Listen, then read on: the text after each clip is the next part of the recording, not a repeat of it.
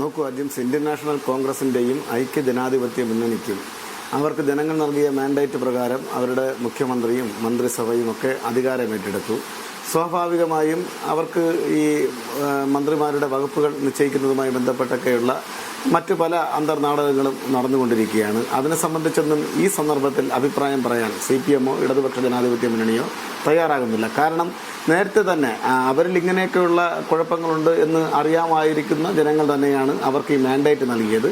സ്വാഭാവികമായും അവർ വരട്ടെ. പക്ഷേ ജനങ്ങളുടെ ഒരുപാട് പ്രശ്നങ്ങൾ, പ്രത്യേകിച്ച് പെട്ടെന്ന് സഡൻലി പ്രതികരിക്കേണ്ടുന്ന അല്ലെങ്കിൽ സഡൻലി ഡിസിഷൻ മേക്ക് ചെയ്യേണ്ടുന്ന ഒട്ടനവധിയായിട്ടുള്ള കാര്യങ്ങൾ ഈ സന്ദർഭത്തിൽ ഈ വർത്തമാനകാലത്ത് കടന്നു പോകുന്നുണ്ട്. അത് വിദ്യാർത്ഥികളുടെ പാഠപുസ്തകം, അങ്ങനെ മറ്റു പല കാര്യങ്ങളും കേരളത്തിൽ പൊതുവെ ഇപ്പോൾ അധ്യയന വർഷം ആരംഭിക്കാൻ ഇനി ദിവസങ്ങൾ മാത്രം ബാക്കിയുള്ള സന്ദർഭത്തിൽ അത്തരം കാര്യങ്ങളിലൊക്കെ തന്നെ ചടുലതയോടുകൂടി ഉന്നതരായിട്ടുള്ള ഉദ്യോഗതല മീറ്റിങ്ങുകൾ നടത്തി മുന്നോട്ട് പോകേണ്ടുന്ന ഒരു സന്ദർഭമാണ്. അതിനെ സംബന്ധിച്ചൊന്നും കോൺഗ്രസ്സുകാരോട് ചോദിക്കരുത്.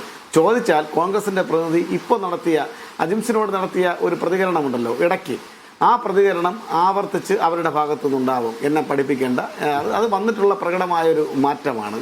ആ മാറ്റത്തെ ഈ കേരളത്തിൻ്റെ പൊതുസമൂഹം കൂടെ ഉൾക്കൊള്ളണം എന്നാണ് എനിക്ക്, കുറച്ച് കാലത്തെങ്കിലും ഉൾക്കൊള്ളണം എന്നാണ് എനിക്ക് വളരെ വിനയമായി പറയാനുള്ളത്. രണ്ടാമത്തെ കാര്യം, അദ്ദേഹം വളരെ സെലക്റ്റീവായി ഇന്ദിരാ ഗ്യാരണ്ടിയെ സംബന്ധിച്ച് പറഞ്ഞുപോയി. ഇപ്പോൾ ഇന്ദിരാ ഗ്യാരണ്ടിയിലെ ഒരു തെരഞ്ഞെടുപ്പിലൂടെ അധികാരത്തിൽ വന്ന ഒരു സർക്കാരിൻ്റെ ഉത്തമമായിട്ടുള്ള ഉത്തരവാദിത്തമാണ് അവർ നൽകിയിട്ടുള്ള ഗ്യാരണ്ടി അല്ലെങ്കിൽ തെരഞ്ഞെടുപ്പ് വാഗ്ദാനങ്ങൾ ഒന്നൊന്നായി പാലിക്കുക എന്നുള്ളത്. തെരഞ്ഞെടുപ്പ് വാഗ്ദാനങ്ങൾക്ക് പുറമെ അവരുടെ ദേശീയ നേതൃത്വം തന്നെ ഇടപെട്ടിട്ട് ഇന്ദിരാ ഗ്യാരണ്ടി 5 ഗ്യാരണ്ടി ഞങ്ങൾ ഇവിടെ നടപ്പിലാക്കും എന്ന് വളരെ കൃത്യമായി പറഞ്ഞു വെച്ചു. അതിൽ ഒന്നെന്ന് പറയുന്നത് സ്ത്രീകളുടെ സൗജന്യ ബസ് യാത്രയാണ്. പെൺകുട്ടികൾക്ക് 1000 രൂപ വിദ്യാർത്ഥികളായിട്ടുള്ള പെൺകുട്ടികൾക്ക് മുഴുവൻ പേർക്കും നൽകും എന്നുള്ളതാണ്.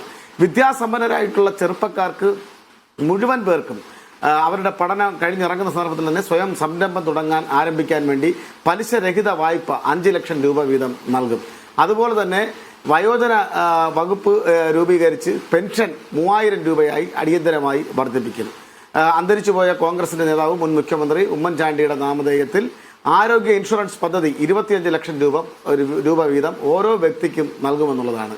അതിലേതെങ്കിലും 1-2 കാര്യങ്ങൾ മാത്രം, ചെറിയ കാര്യങ്ങൾ മാത്രം സെലക്റ്റീവായി പറഞ്ഞു പോയിട്ട് ബാക്കിയുള്ളവയെ ഹിഡൻ ചെയ്ത് വെക്കുന്ന ഒരു നടപടിക്രമം കോൺഗ്രസിന്റെ പ്രതിനിധിയുടെ ഭാഗത്തു നിന്നും ഇപ്പോൾ പ്രഖ്യാപനങ്ങൾ നടത്തിക്കൊണ്ടിരിക്കുന്ന കേരളത്തിലെ ഉന്നതരായിട്ടുള്ള ദേശീയ സംസ്ഥാന കോൺഗ്രസ് നേതാക്കന്മാരിൽ നിന്നും അതുപോലെ തന്നെ മുഖ്യമന്ത്രിയിൽ നിന്നടക്കം നമ്മൾ കണ്ടുകൊണ്ടിരിക്കുകയാണ്. ഈ സെലക്റ്റീവ്നെസ് ഒക്കെ തന്നെ വളരെ കൃത്യമായി ഇതിനകത്ത് വിമർശന ബുദ്ധിയോടുകൂടി കേരളത്തിലെ പൊതുജനങ്ങളുടെ മുമ്പിലേക്ക് ഇന്ദിരാ ഗ്യാരണ്ടിയിലെ മുഴുവൻ കാര്യങ്ങൾ നടപ്പിലാക്കാൻ നിങ്ങൾ പറഞ്ഞതാണ്, അത് കൃത്യമായി നടപ്പിലാക്കേണ്ടതാണെന്നുള്ളത് മാധ്യമങ്ങൾ പുറത്തു കൊണ്ടുവരേണ്ടുന്ന കാര്യങ്ങളാണ്. അവയൊന്നും തന്നെ പുറത്തു വരുന്നില്ല എന്നൊരു സങ്കടകരമായ അവസ്ഥ നിലവിലുണ്ട് എന്നുള്ളത് ഞാൻ ഈ സന്ദർഭത്തിൽ ചൂണ്ടിക്കാണിക്കുകയാണ്. ഇത് പറയുന്നില്ല എന്നുള്ളത്, ബാക്കി ചിലതിനെക്കുറിച്ച് മാത്രം പറയുകയും ചിലതിനെ ബോധപൂർവം ഹിഡൻ ചെയ്ത് വെക്കുകയും ചെയ്യുന്ന അതിനകത്ത് ഒരു വലിയ ഇരട്ടത്താപ്പുണ്ട് എന്നുള്ളതാണ് നമ്മൾ ഈ സന്ദർഭത്തിൽ മനസ്സിലാക്കേണ്ടത്. മറ്റൊന്ന്, ഇപ്പോൾ കേരളത്തിൻ്റെ പ്രതിപക്ഷ നേതാവായിരിക്കുന്ന സന്ദർഭത്തിൽ മുഖ്യമന്ത്രി ഈ ആശാപ്രവർത്തകരുടെ സമരസ്ഥലം സന്ദർശിച്ചിട്ട് നിങ്ങളുടെ ഫയലായിരിക്കും ഞാൻ ആദ്യം ഒപ്പുവെക്കുന്നത്. നിങ്ങൾ മുന്നോട്ട് വച്ചിട്ടുള്ള മുദ്രാവാക്യമുണ്ട്. അവർ മുന്നോട്ട് വെച്ച മുദ്രാവാക്യം എന്താണ്? അവരുടെ തൊഴിൽ സ്ഥിരത. രണ്ടാമത് 21,000 രൂപ അവർക്ക് വേതനം നിജപ്പെടുത്തി കൊടുക്കുക. മൂന്നാമത്തെ കാര്യമെന്ന് പറയുന്നത് അവർക്ക് അവരുടെ സർവീസ് കാലം കഴിയുമ്പോൾ 5 ലക്ഷം രൂപ അവരുടെ ജീവിതോപാധിയായി നൽകുക. ഈ കാര്യങ്ങളിൽ തീരുമാനമുണ്ടാകും എന്നാണ് പറഞ്ഞിരിക്കുന്നത്. അവിടെ എന്താ സംഭവിച്ചിരിക്കുന്നത്? 3000 രൂപ വർദ്ധിപ്പിച്ചു. 500 രൂപ ഉമ്മൻചാണ്ടി സർക്കാരിൻ്റെ കാലത്ത് നിന്നും 8,000 രൂപയാക്കി 9,000 രൂപയാക്കി വർദ്ധിപ്പിച്ചത് പിണറായിയാണ്. ഇപ്പോൾ മാധ്യമങ്ങളും കോൺഗ്രസ്സുകാരും സമൂഹത്തെ പഠിപ്പിച്ചുകൊണ്ടിരിക്കുന്നത് 3,500 എന്ന് പറയുന്നത് 9,000-നേക്കാൾ വലുതാണ് എന്നുള്ളതാണ്. ഇത് ഞങ്ങൾ വെള്ളം തൊടാതെ ഞങ്ങൾ വിഴുങ്ങിക്കൊള്ളണമെന്നാണ് അവർ തിട്ടൂരം പ്രഖ്യാപിക്കുന്നത്. ഈ രൂപത്തിൽ ഞങ്ങളെ വിമർശിക്കരുത്. ഞങ്ങൾ ഇപ്പോൾ അധികാരമേറ്റെടുത്തതിൻ്റെ ഒരു ചെറിയ പ്രശ്നമുണ്ട്. ഞങ്ങൾ തുറന്ന് സമ്മതിക്കുകയാണ്. പക്ഷെ ആ തുറന്ന് സമ്മതിക്കുമ്പോഴും നിങ്ങളിൽ നിക്ഷിപ്തമായ കർത്തവ്യത്തെ സംബന്ധിച്ച് പറയുമ്പോൾ നിങ്ങൾ പഴയ സർക്കാരിൻ്റെ ധവളപത്രത്തെ സംബന്ധിച്ചും മറ്റു കാര്യങ്ങളെ സംബന്ധിച്ചും വളരെ കൃത്യമായി കണക്കുകൾ നിരത്തി കേരളത്തിൻ്റെ മുൻ ധനകാര്യ വകുപ്പ് മന്ത്രി KN ബാലഗോപാൽ 6300 കോടി രൂപ ഖജനാവിനകത്ത് ഉണ്ട് എന്നുള്ളത് വളരെ കൃത്യമായി പ്രതിപാദിച്ചിട്ടുണ്ട്. അതിനപ്പുറത്തേക്കുള്ള കാര്യങ്ങൾ നിങ്ങൾക്കുണ്ടെങ്കിൽ നിങ്ങൾക്ക് കൊണ്ടുവരാം. പക്ഷേ അപ്പോഴും നിങ്ങൾക്ക് ധാർമ്മികമായ ഉത്തരവാദിത്വം കേരളത്തിലെ പൊതുജനങ്ങളോടുണ്ട്.